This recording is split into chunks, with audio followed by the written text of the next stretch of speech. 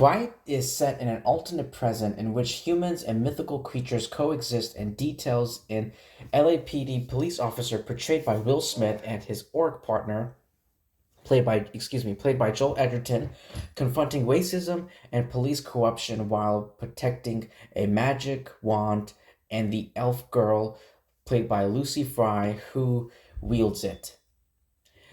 Now, when this movie came out, I remember the trailer. I remember I sat down and I watched the trailer for this film, but I never actually sat down and watched the movie. I mean, until recently, just recently.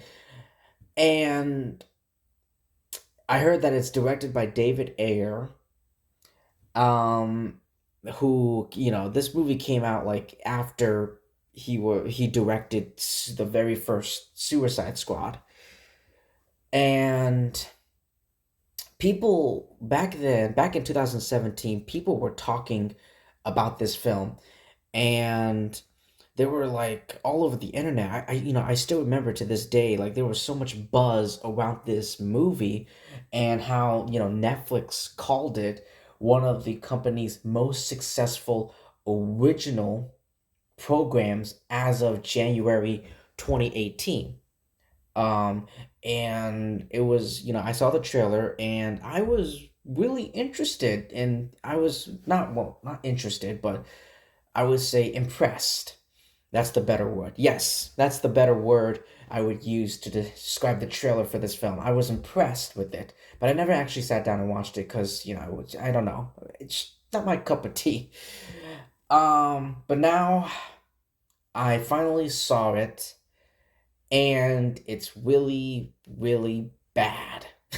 I mean, there were don't get me wrong, there were like some few couple good things, good qualities in this film, but like overall, there were a lot of like there were some things, and we'll get into it right now, that I just didn't like. I just didn't like how they went with it. So let's just get. So I have I wrote it all down, and I made some notes and I typed all my notes and all the pros and the cons of this film that I could think of. And I really try my best to really pay attention. So here we go. Let's start with the bad because there's like a bunch of them, and then we'll end this video, this review, with the good. So starting off, the cons. The concept of a mythical creature being a cop is kind of creative and cool, but the way that it was very poorly executed, and it ends up being a generic cop buddy film instead, but with fantasy elements. And there was also there's like these unexisting and faulty script, especially lines like "fairy lives don't matter today." It just very it just did not make any sense. And there's also this atrocious and dreadful world building. It has some cliches you will likely see in a typical buddy cop film, like Lethal Weapon or Rush Hour. There are some pointless, like pop culture references, like when Ward told an orc that he looks like Shrek, or a Men in Black, a movie that Will Smith starred in, a reference, and even an Alien reference. And Joe Rogan has a pointless cameo in this film when an orc interviews about Jacoby. Um, and it's also the humor in this film. Oh my god! Like it's so immature. It's very immature, and it tries to be funny too. It really tries to be funny. I don't know why David. Uh, I don't know why David Ayer thought the humor. Oh, this immature, like juvenile humor is what this film needs. It's like kind of there are some similarities, and it kind of reminded me of the same humor from the Michael Bay Transformers films. Yeah.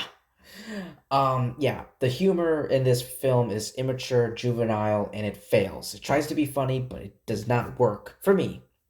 In my And also, this movie has very poor pacing and editing, especially for a film with a 90 to 106 like $1 million budget. I mean, with that much money, you would expect they would put that money into good use. No, it's not. Like it's very poorly paced in a couple scenes, here and there.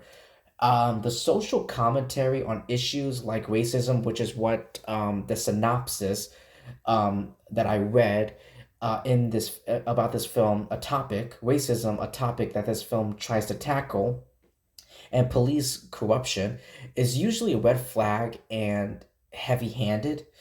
And the main characters, Daryl and Nick, you know, um, Will Smith and Joel Edgerton are just cookie cutters, and they lack any distinguishing characteristics. Even the supporting characters serve no purpose in this film. And Elia is a terrible antagonist who has generic reasons for obtaining the magic wand.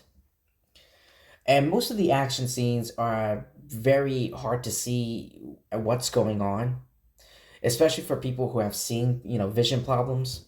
So yeah, there's that. So those are the cons that I wrote down.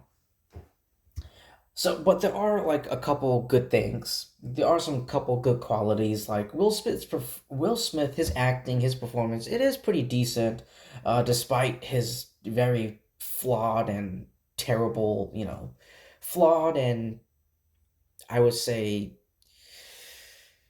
broken dialogue. And the lines that he was given was pretty terrible. Was pretty, not good. It was pretty bad. The score is amazing. The score that was composed by David Sardi. Hopefully I pronounced his last name right.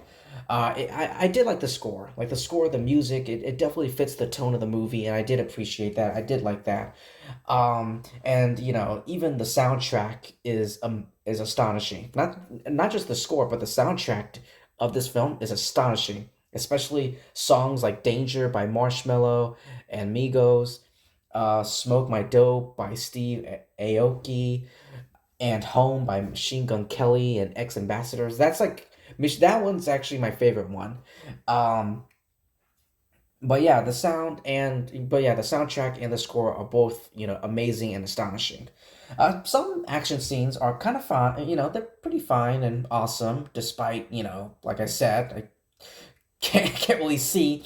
It's literally dark. It takes place. Most of it is like it takes place in like dark areas, and it's just a dark environment, and it's literally hard to see because it's literally dark.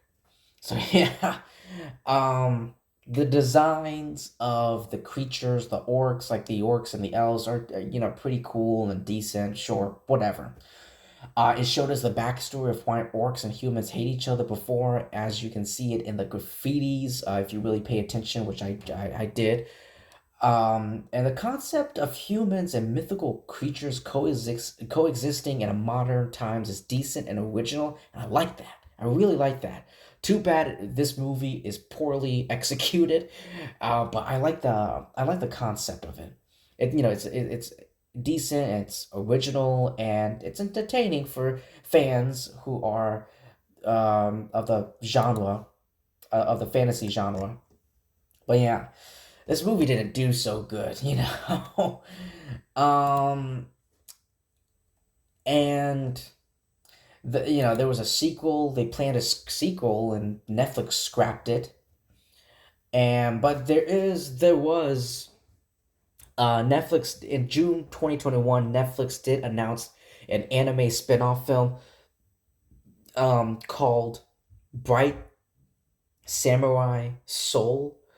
And they wrote on it was announced, and then they wrote, and then they hired, and then Netflix hired a director and some writers, a director and a writer for the film, and they also hired a character designer, and an animator, and it premiered on Netflix in October 12th, 2021.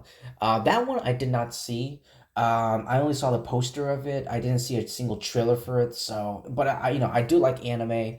Despite this film, I do like anime, and I am interested in it. And so yeah, that's pretty much it. So yeah, that's pretty much it. That's all I have to say for the film Bright.